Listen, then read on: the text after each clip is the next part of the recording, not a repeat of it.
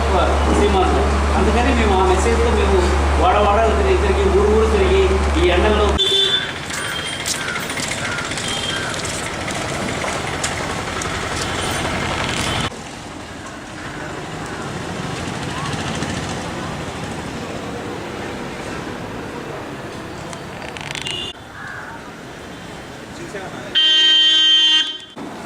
నేను పుట్టింది గుంటూరులోనే.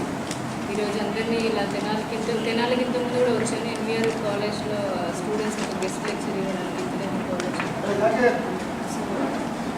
ఇప్పుడు రాష్ట్ర విభజన జరిగిన తర్వాత రాష్ట్రం అందరూ చెప్పుకున్న క్లిష్ట పరిస్థితిలో ఉంది. ఆర్థికంగా రాజకీయంగా సాంఘికంగా విద్యాపరంగా వైద్యపరంగా కూడా చాలా లోటుపాట్లు ఎన్నో సరి చేసుకోవాల్సిన అవసరం ఇప్పుడు ఎంతైనా ఉంది. కాకపోతే దానికి సమర్థవంతమైన నాయకత్వం రావాలి. ఇప్పుడున్న పరిస్థితుల్లో నాయకత్వం రావాలంటే ఎందుకు రావాలంటే అభివృద్ధి చెందాలి. అభివృద్ధి అంటే మాటల్లో చెప్పుకుంటే చేతుల్లో విధానకుంటే గాల్లో మెడుగు పెడితే రాదు. దానికి బేస్ లెవెల్ నుంచి ఒక పక్కా ప్రణాళిక ఉండాలి. ఒక మంచి ప్రణాళిక, ఒక రోడ్ మ్యాప్ తోటి ఉన్నప్పుడే దానికి ఏదైనా వస్తుంది. చెట్టు విత్తనం పెట్టగానే తెల్లారి ఏదైనా ఫ్రూట్స్ రావండి. అట్లాగే ఇప్పుడు ఈ 15 రోజుల్లో యువతకందరికీ అయితే ఓటర్లందరూ కూడా మా సందేశం ఏంటంటే ఒక 15 రోజులు మాత్రమే ఉంది ఒక విత్తనం నాటడానికి. ఆ విత్తనం మంచి పంట అంటే అత్యధికమైన క్వాలిటీ ఇచ్చే విత్తనాన్ని మనం ఏదో చూసుకుని పుచ్చులు పప్పులు లేకుండా అన్నింటినీ మనకు ముందుగా తెలుసు కాబట్టి అవన్నీ మనకి ఇంతకుముందు ఎక్స్పీరియన్సెస్ గుర్తుపెట్టుకుని మంచి విత్తనాన్ని నాటుతాము.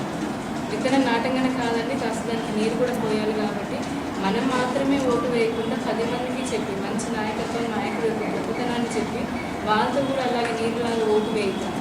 ఆ వేసిన తర్వాత వచ్చే 5 ఏళ్లలో మనకి ఫ్రూట్స్ వస్తాయి. ఫ్రూట్స్ అంటే ఏంటి, పలు రకాల అభివృద్ధి పథకాలు కానీ లేదంటే ఇక్కడ లోకల్గా ఉన్నాను. అసలు ఇండస్ట్రీ ఫోరం తరఫున మేము మా ఉద్దేశం అంటే మా ఆకాంక్ష చెప్పాలంటే పరిశ్రమ దగ్గరికి ప్రజలను తీసుకుని వెళ్ళి మన పిల్లల్ని అక్కడ పంపించడం కాదు, మన పిల్లల దగ్గరికి పరిశ్రమలు తీసుకొచ్చి అంటే ఉన్న మౌలిక సదుపాయాన్ని ఉపయోగించుకుంటూ మన దగ్గర ఉన్న పిల్లలకి మన స్థలాల్లోనే మన జిల్లాలోనే ఉపాధి కల్పించుకోవడం అనేది మా ముఖ్య ఉద్దేశం. కానీ పరిశ్రమ రావాలి, ఉపాధి రావాలి అంటే కనుక దాన్ని నడిపించలేక ఒక నమ్మకమైన వ్యక్తి కావాలి.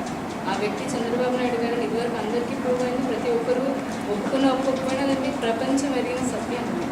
ఇప్పుడు కూడా ఎక్స్పెరిమెంట్ ఎలా అంటే ఒక డ్రైవర్కి కళ్ళకి గంట కట్టేసి చీకట్లో అడవిలో బస్సుని కనిపించేసి 100 మందిని కూర్చోబెట్టి